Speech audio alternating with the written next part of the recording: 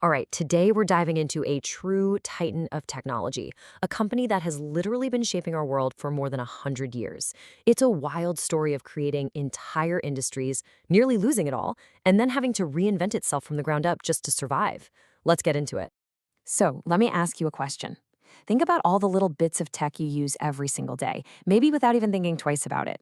That barcode you scan at the grocery store, the ATM you grab cash from, that little magnetic stripe on the back of your credit card. What's the connection? Believe it or not, they all came from one company, IBM. Yep, International Business Machines. And their story is this incredible, relentless cycle of world-changing invention, followed by near-fatal crisis, followed by a complete reinvention.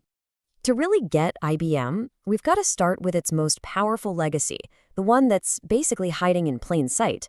We're talking about the foundational tech that pretty much runs the modern world, often without us having any clue who was behind it all. I mean, just look at this list for a second. It's kind of staggering. The hard drive where we first stored our digital lives, the DRAM that's literally powering the device you're watching this on right now, even the SQL language that organizes pretty much all the world's data.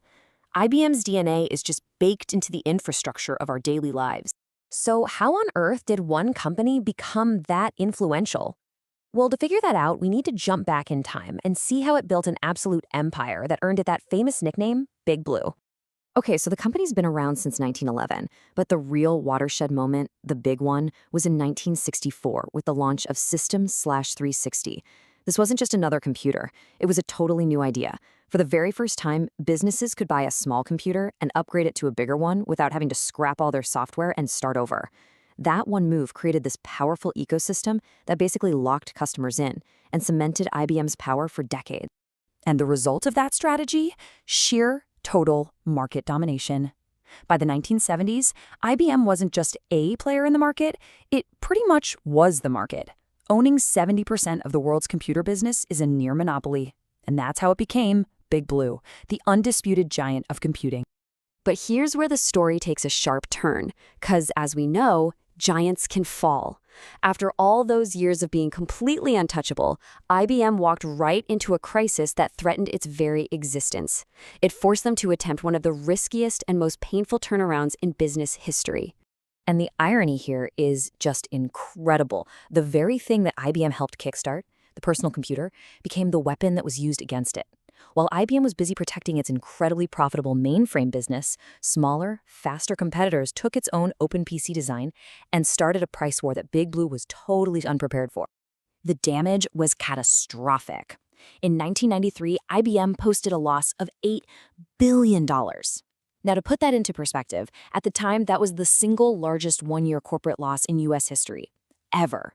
The giant had fallen, and it had fallen hard. So what do? How do you come back from that?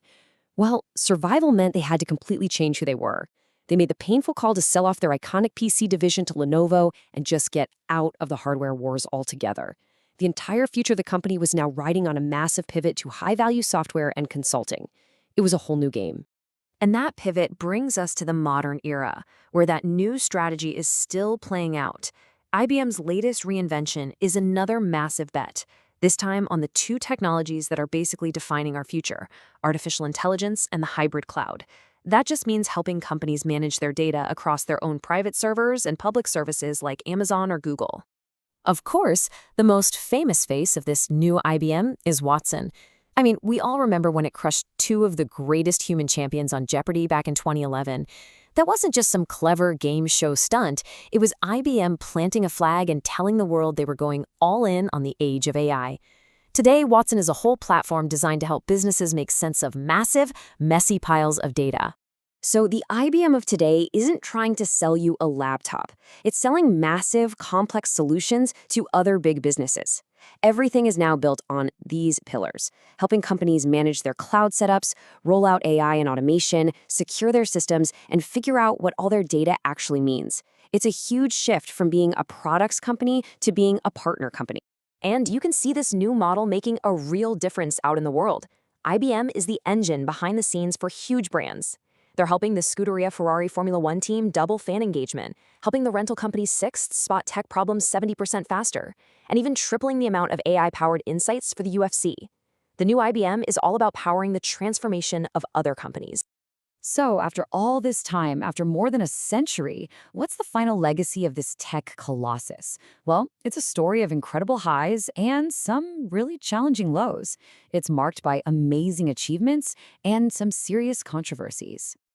On one hand, you have this absolutely staggering record of scientific contribution.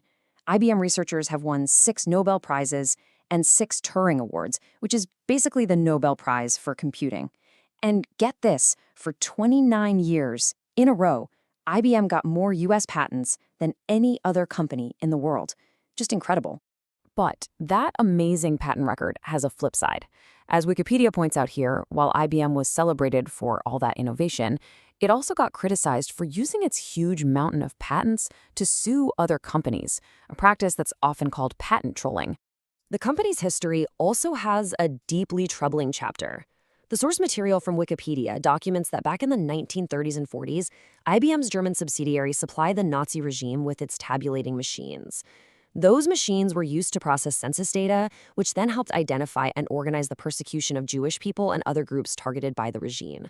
So in the end, IBM's story isn't some simple, straight line of progress. It's this messy, complicated, century-long cycle. It's a company that invents the future, nearly becomes obsolete, and then has to completely transform itself to survive and do it all over again. And that brings us right back to today. As IBM goes all in on AI and quantum computing, the really big question isn't just if this latest reinvention will work, it's how this new, smarter Big Blue might once again change the very fabric of our world.